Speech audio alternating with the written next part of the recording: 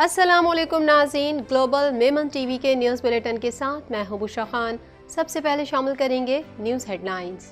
انتخابات فوج کی نگرانی میں ہوں گے یا نہیں، فیصلہ الیکشن کمیشن کرے گا۔ نگراں وزیر اعظم کا کہنا ہے کہ نگراں حکومت اپنا کام آئین و قانون کے دائرے میں کر رہی ہے۔ IMF کا ہمارے اوپر کسی قسم کا کوئی دباؤ نہیں۔ نگراں حکومت نے ملک کی معیشت کی بحالی کے لیے منصوبہ تیار کر لیا۔ 2 سال میں ٹیکس محصولات کو 13,000 ارب روپے تک لے جایا جائے گا۔ کابینہ کمیٹی میں تجویز، حکومتی اخراجات میں 10% تک کٹوتی کی جائے گی۔ کنتھ کوٹ میں کچے کے علاقے میں ایک گھر میں راکٹ کا گولہ پھٹ گیا، 5 بچوں سمیت 8 افراد جاں بحق اور 5 زخمی ہو گئے۔ راکٹ کا گولہ بچوں کو زرعی زمین سے ملا تھا۔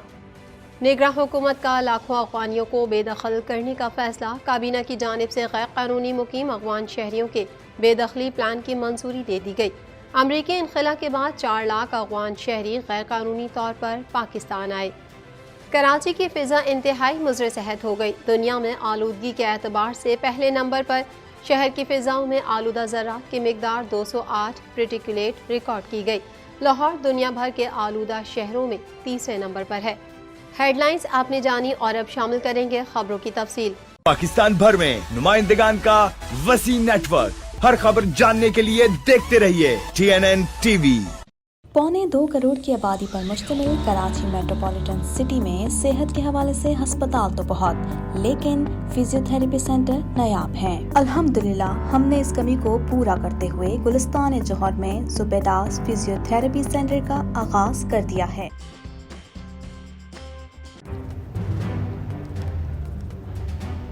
Islamic Finance TV, the only TV channel of the fastest growing Islamic economy in the world and the prime mover of Islamic finance news. Follow us on our social media handles and watch our reports and educational program at www.islamicfinancetv.com. For advertisement, please contact us at islamicfinancetv@gmail.com.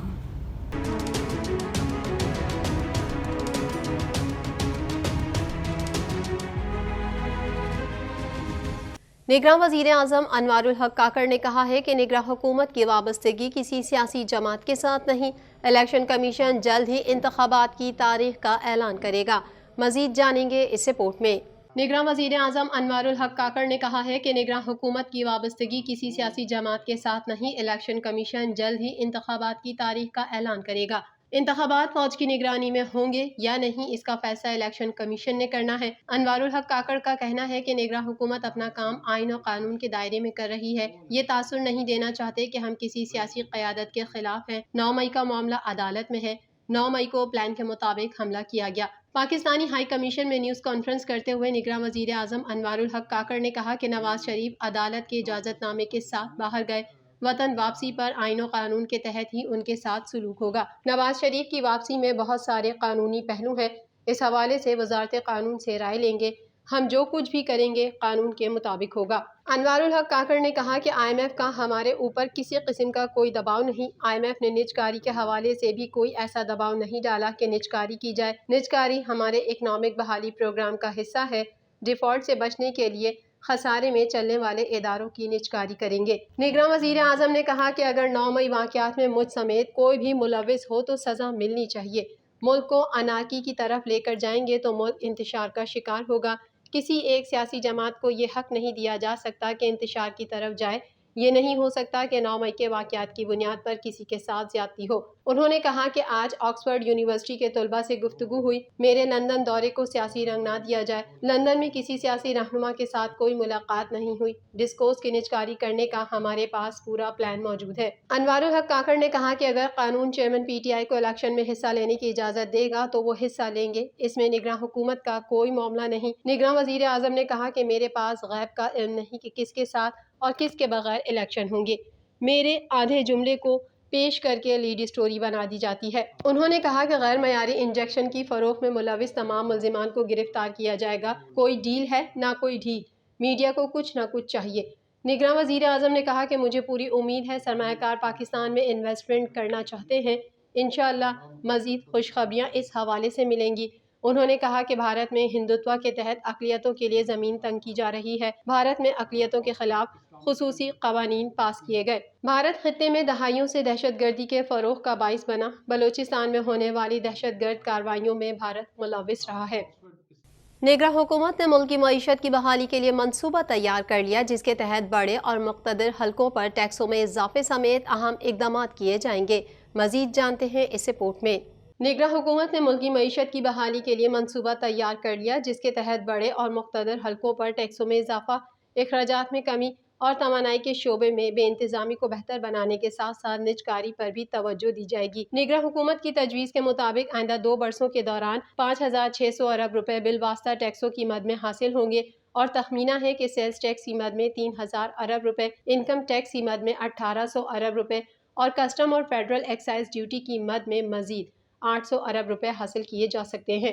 Doctor Shamshad Akhtar کی جانب سے تیار کیے گئے منصوبے کے مطابق مجموعی قومی پیداوار کے 3% مساوی اخراجات میں کٹوتی کی جائے گی، جو 3,200 ارب روپے کے حجم کے برابر ہوگی۔ ذرائع کا کہنا ہے کہ معیشت بحالی منصوبے میں یہ بھی شامل ہے۔ 1,300 ارب روپے کے مساوی دی گئی ٹیکس مراد کو ختم کیا جائے گا اور اخراجات میں بچت کے زمرے میں 1,900 ارب روپے مرکزی بینک کے اکاؤنٹ میں جمع کرائی جائے گی۔ اس کے علاوہ نگراں حکومت کی جانب سے قابل انتقال اثاثہ جات پر دولت ٹیکس عائد کیے جانے کی تجویز بھی پیش کی گئی ہے۔ درمیانی مدت کے لیے وفاقی ادارہ برائے محصولات کا ہدف ہے کہ ٹیکس محصولات کو 2 سال کے دوران بڑھا کر 13,000 ارب کی سطح پر لے جایا جائے اور 2025 کے مالی سال کے اختتام تک محصولات کے حجم کو مجموعی قومی پیداوار کے 15% تک لایا جائے گا۔ ذرائع کا مزید کہنا تھا کہ کابینہ کمیٹی نے زرعی شعبے پر مزید ٹیکس اور FBR کی جانب سے قابل انتقال اثاثہ جات پر ویلتھ ٹیکس کے نفاذ کی بھی تجویز پیش کی گئی۔ حکومتی ذرائع کے مطابق نگراں وزیر خزانہ ڈاکٹر شمشاد اختر کی جانب سے معاشی بحالی کا یہ منصوبہ کابینہ کمیٹی برائے معاشی بحالی کے اجلاس میں پیش کیا گیا تھا، جسے کمیٹی نے منظور کر لیا اور اب سے سینٹ کی قائمہ کمیٹی برائے خزانہ میں پیش کرنے کے علاوہ نگراں وزیر اعظم انوار الحق کاکڑ کو بھی پیش کیا جائے گا۔ واضح رہے کہ ان تمام ٹیکسوں کے نفاذ کے لیے عالمی بینک پہلے بھی زور دیتا رہا ہے، تاہم آئینی مشکلات کے باعث نگراں حکومت صرف قابل انتقال اثاثہ جات پر بھی ٹیکس نفاذ کر سکتی ہے۔ کابینہ کمیٹی نے حکومتی اخراجات میں کمی کرنے کے علاوہ سبسڈی اور صوبوں کو دی جانے والی زر اعانت میں کٹوتی کی تجویز کی بھی حمایت کی۔ نگراں حکومت کی تجویز کے مطابق حکومتی اخراجات میں 10% تک کٹوتی کی جائے گی۔ معاشی بحالی منصوبے میں پیش کردہ تجاویز کے مطابق سرکاری ترقیاتی پروگرام میں بھی کٹوتی کی جائے گی، جس کا حجم اس وقت 950 ارب روپے ہے۔ تاہم اس ترقیاتی رقم میں کتنی کٹوتی ہوگی، اس حوالے سے ابھی کوئی حتمی فیصلہ نہ ہو سکا۔ ذرائع کے مطابق حکومتی آمدنی میں 460 ارب روپے کا متوقع اضافہ نجکاری کی صورت میں ممکن ہوگا اگر نقصان میں چلنے والے 14 سرکاری اداروں کی فوری طور پر نجکاری کر دی جائے۔ اس کے علاوہ بے مصروف وزارتوں کے خاتمے کے نتیجے میں مزید 330 ارب روپے کی بچت ہو سکتی ہے۔ وزارت خزانہ کی تجویز ہے کہ اس میں 315 ارب روپے کی کٹوتی کی جائے، تاہم نگراں وزیر اعظم کی رائے تھی کہ اس کے نتیجے میں معاشی ترقی پر اثر پڑے گا، جو اس وقت عالمی بینک کے مطابق پہلے ہی 2% سے بھی کم کی سطح پر ہے۔ معاشی بحالی منصوبے میں اس بات کا بھی عزم کیا گیا کہ عالمی مالیاتی فنڈز کے معاہدے کے تحت تمام شرائط پر سختی سے عمل درآمد کیا جائے گا۔ ذرائع کے مطابق کابینہ کمیٹی نے برآمد کنندگان کو کم قیمت پر بجلی فراہمی کی تجویز سے اتفاق نہیں کیا، نہ ہی مقامی صارفین کے مقابلے میں صنعتی صارفین کو ترجیح دینے کی تجویز کی حمایت کی۔ کمیٹی اجلاس میں یہ تجویز بھی زیر غور آئی کہ سامان کی ترسیل پر چارجز میں کمی کی جائے، بندرگاہ کی توسیع کا منصوبہ تیار کیا جائے اور ماہی گیری کے شعبے کو ترقی دی جائے۔ کابینہ کی کمیٹی برائے معاشی بحالی نے نجی بجلی کمپنیوں سے کیے گئے معاہدوں پر دوبارہ مذاکرات کرانے کی بھی منظوری دی۔ سندھ کے ضلع کشمور کی تحصیل کند کوٹ میں کچے کے علاقے گھوڑو گھاٹ کے ایک گھر میں راکٹ کا گولہ پھٹ گیا۔ مزید احوال اس رپورٹ میں۔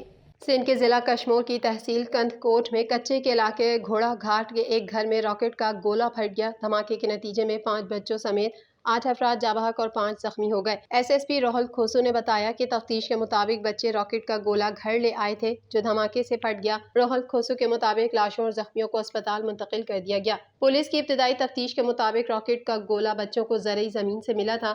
دوسری جانب نگراں وزیر اعلیٰ سندھ جسٹس ریٹائرڈ مقبول باقر نے کند کوٹ میں راکٹ پھٹنے پر IG سے رپورٹ طلب کر لی۔ جسٹس ریٹائرڈ مقبول باقر کا کہنا ہے کہ راکٹ لانچر زنگی سبزوئی گوٹ میں کیسے پہنچا، کوئی اسلحے کی کھیپ کچے میں اسمگل ہو رہی تھی۔ ترجمان کا کہنا ہے کہ نگراں وزیر اعلیٰ سندھ جسٹس ریٹائرڈ مقبول باقر نے جانی نقصان پر دکھ کا اظہار کیا۔ نگراں وزیر اعلیٰ نے آئی جی پولیس سے سوال کیا کہ کیا گوٹھ میں ڈکیتوں کے سہولت کار موجود ہیں، راکٹ کیسے بلاسٹ ہوا، تفصیلی رپورٹ پیش کی جائے۔ گورنر سندھ کامران خان ٹیسوری نے کند کوٹ میں گھر میں راکٹ پھٹنے کا نوٹس لے لیا۔ گورنر سندھ کامران ٹیسوری نے آئی جی سندھ اور کمشنر لاڑکانہ سے واقعے کی رپورٹ طلب کر لی۔ گورنر ہاؤس کے ترجمان کے مطابق کامران ٹیسوری نے دھماکے میں جاں بحق افراد کے ورثاء سے اظہار تعزیت کیا۔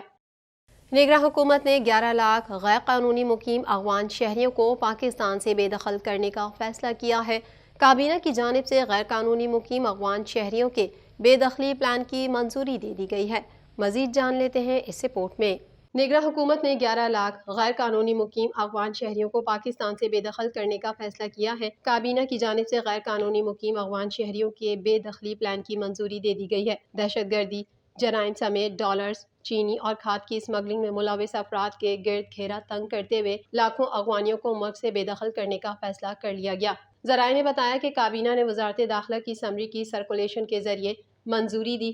پہلے مرحلے میں غیر قانونی مقیم اور ویزوں کی تجدید نہ کروانے والوں کو نکالا جائے گا۔ دوسرے مرحلے میں افغان شہریت رکھنے والوں کو ملک سے بے دخل کیا جائے گا۔ تیسرے مرحلے میں پروف آف ریزیڈنس کارڈ والوں کو نکالا جائے گا۔ اس حوالے سے ذرائع نے مزید کہا کہ غیر قانونی مقیم غیر ملکیوں سے پاکستان کی سیکیورٹی کو خطرات لاحق ہیں۔ 2021 میں امریکی انخلا کے بعد 4 لاکھ افغان شہری غیر قانونی طور پر پاکستان آئے۔ ذرائع کا کہنا تھا کہ وزارت داخلہ نے اسٹیک ہولڈرز بشمول افغان حکومت کی مشاورت سے پلان تیار کیا ہے۔ غیر قانونی مقیم افغان شہری جرائم میں ملوث پائے گئے ہیں۔ غیر قانونی مقیم افراد دہشت گردوں کو فنڈنگ اور سہولت کاری میں بھی ملوث پائے گئے۔ شہر قائد کی فضائیں انتہائی مضر صحت ہو گئیں، جس کی وجہ سے کراچی آلودگی کے اعتبار سے دنیا بھر میں پہلے نمبر پر آ گیا۔ مزید تفصیلات اس رپورٹ میں۔ شہر قائد کی فضائیں انتہائی مضر صحت ہو گئیں، جس کی وجہ سے کراچی آلودگی کے اعتبار سے دنیا بھر میں پہلے نمبر پر آ گیا۔ ایئر کوالٹی انڈیکس کے مطابق بلوچستان کی شمال مغربی ہواؤں کے اثرات کی وجہ سے کراچی کی فضائیں بدستور انتہائی مضر صحت ہیں اور کراچی دنیا بھر میں آلودگی کے اعتبار سے آج تیسرے روز بھی پہلے نمبر پر ہے۔ شہر کی فضاؤں میں آلودہ ذرات کی مقدار 208 پریٹیکولیٹ ریکارڈ ہو رہی ہے، جبکہ لاہور دنیا بھر کے آلودہ شہروں میں 166 پریٹیکولیٹ کے ساتھ تیسرے نمبر پر ہے۔ کویت سٹی 173 پریٹیکولیٹ میٹرز کے ساتھ دوسرے اور کوچنگ یا ملائیشیا 153 پریٹیکولیٹ میٹرز کے ساتھ چوتھے نمبر پر ہے۔ درجہ بندی کے مطابق 151 سے 200 درجے کی آلودگی مضر صحت سمجھی جاتی ہے اور 201 سے 300 درجے کی آلودگی کو ماہرین انتہائی مضر صحت قرار دیتے ہیں۔ ایئر کوالٹی انڈیکس کے مطابق 301 سے زائد درجہ خطرناک آلودگی کو ظاہر کرتا ہے۔ گلوبل میمن ٹی وی کے نیوز بلیٹن میں فی الحال اتنا ہی۔ مزید خبروں اور اپڈیٹس کے لیے دیکھتے رہیے گلوبل میمن ٹی وی۔